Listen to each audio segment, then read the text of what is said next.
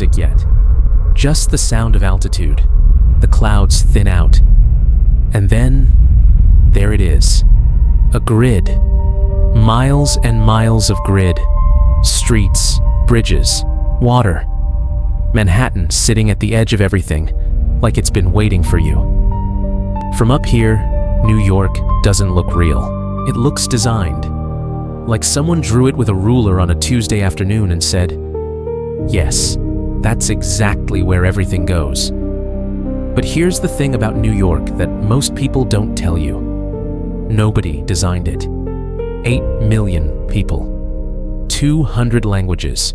1 island, 2 rivers, and 400 years of chaos. That's what we're flying into right now. Welcome to Seat 32A. I'm going to tell you the real story of New York City before we even touch the ground. That tiny strip of land at the southern tip of Manhattan, that's where everything started. In 1624, a group of Dutch traders set up a small fur trading post there. They called it New Amsterdam. The population? About 300 people, most of them arguing about property rights. Sound familiar? 40 years later, the British sailed in, renamed it New York after the Duke of York, and essentially said, "Great city, we'll take it from here." Wall Street. That name isn't metaphorical. There was an actual wall there, a wooden barrier built in 1653 by Dutch colonists to protect the settlement from British and indigenous attacks. The British knocked it down when they took over. The street stayed. Today, that same stretch of land is where trillions of dollars change hands every single day. The irony of the most powerful financial street in the world being named after a wall that failed. New York has always had a sense of humor. Now, look further up the island. That green rectangle in the middle of all that concrete, that's not a natural park. It was engineered. In 1858, the city forcibly displaced over 1,600 people, mostly Black and Irish immigrant communities who had built homes there, to create what Frederick Law Olmsted designed as the lungs of the city. Central Park is beautiful. It's also, like so much of New York, built on a history that's more complicated than the postcards suggest. By 1900, New York was the second largest city in the world. By the 1920s, the skyline we recognize today, those towers, that silhouette, was starting to take shape. The race for the sky, the Chrysler Building, the Empire State, architects and industrialists betting on verticality when every other city was spreading horizontally. Why? Because there was nowhere else to go. The island is only 13 miles long and 2 miles wide at its widest. When you can't go out, you go up. That's the first thing New York teaches you. Constraints create creativity. The city wasn't built despite its limitations. It was built because of them. Between 1892 and 1954, over 12 million immigrants passed through Ellis Island, that small island just off the coast there. Irish fleeing famine, Jews fleeing pogroms, Italians, Greeks, Poles, Hungarians, all of them arriving with almost nothing, staring up at the Manhattan skyline for the first time from a boat deck, probably feeling exactly what you might feel right now, looking down from this window. That this city is too much, too big, too loud, too much, and then staying anyway. New York became the city it is because of a very specific psychological profile that gets reproduced generation after generation. People who were willing to leave everything they knew for a chance at something better.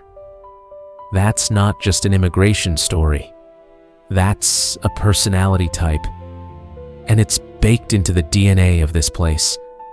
Look out to the right. That's Queens, the most ethnically diverse urban area on the entire planet. In a single neighborhood, Jackson Heights, you can walk 4 blocks and pass restaurants from Nepal, Colombia, Bangladesh, Mexico, and Tibet. Stores with signs in 11 different scripts. The United Nations is in Manhattan, but the actual United Nations is in Queens. And Brooklyn, just south of there, once a separate city entirely, with its own mayor and its own identity, was forcibly merged with New York in 1898. Brooklynites have basically been annoyed about it ever since, which is part of why Brooklyn identity remains so strong to this day. They didn't choose to be part of New York. New York chose them. What does all this create, psychologically? New Yorkers have a reputation for being cold, rude, impatient. And sure, they walk fast, and they don't make eye contact on the subway. But spend more than a week there, and something else emerges. A kind of radical tolerance born from proximity. When you live that close to 8 million other people, you learn, you have to learn, not to be too bothered by difference. New York doesn't erase difference. It just stops being surprised by it. Let's talk about money. Because New York, more than almost any other city in the world, is fundamentally a story about capital.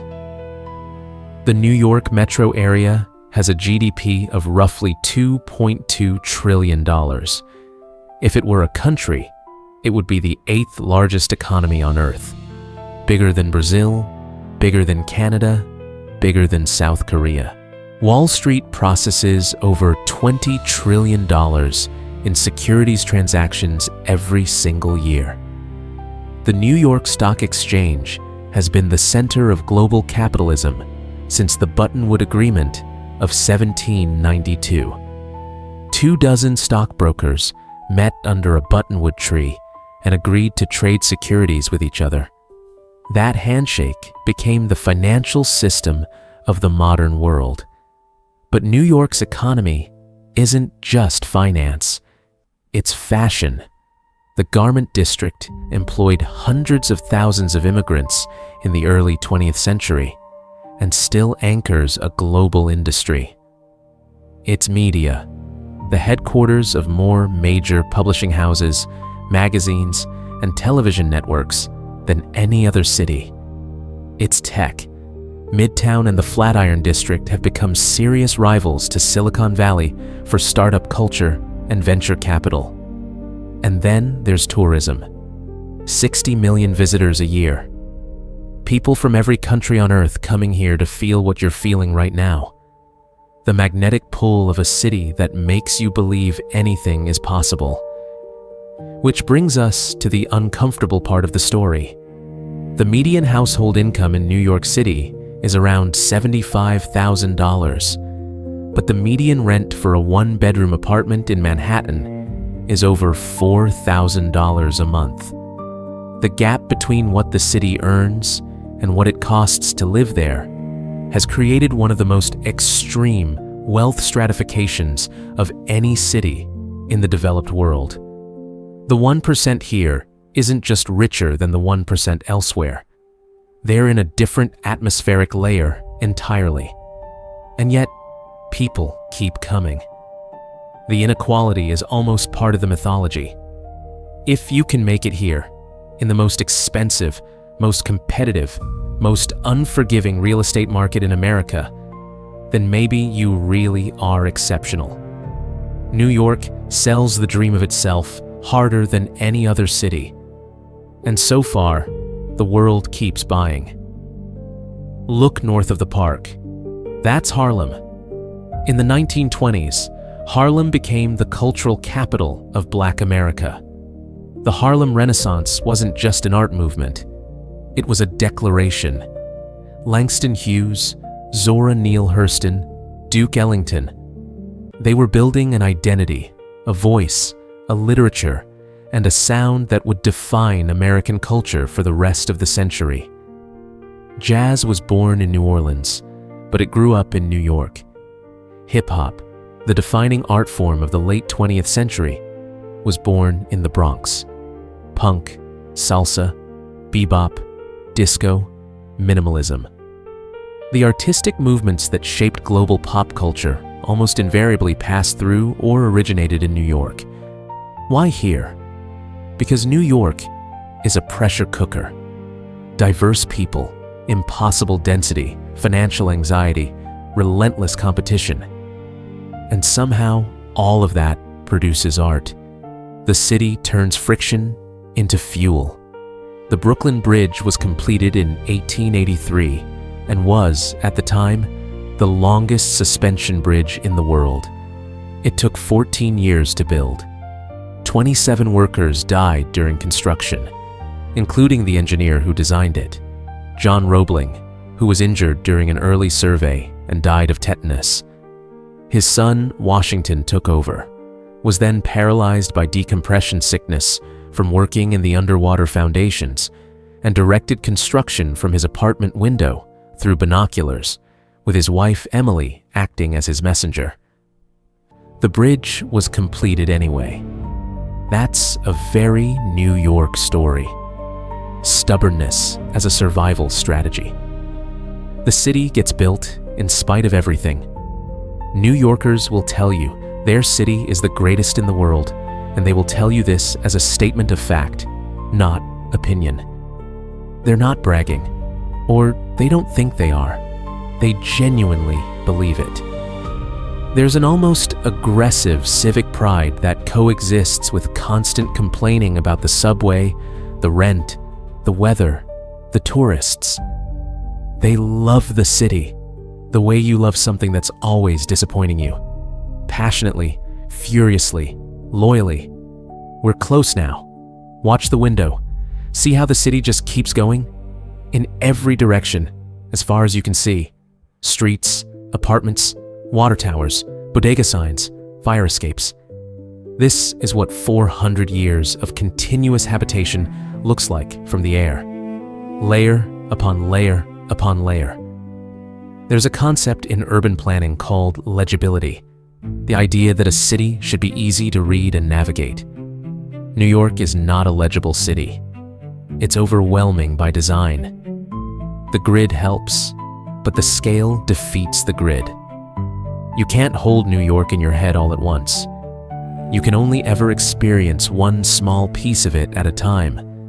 Most cities, when you land, you feel like you've arrived somewhere. New York, when you land, you feel like you've arrived at the beginning of something. The city starts working on you immediately. 8 million people down there, each one with a story about how they got here, why they stayed, what they're chasing or building or running from. The city that never sleeps doesn't sleep because everyone in it is working on something. A script, a deal, a relationship, a comeback. New York is the only city in the world where ambition feels like a civic virtue. You just landed. Now, what are you working on? This was Seat 32A, New York City, Episode 1. Every city in the world looks different from the window seat. Every approach tells you something about what's down there.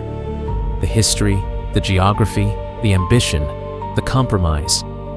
Next time, we go somewhere completely different. Same seat, different window, same question. What is this city, really? Subscribe and find a window seat.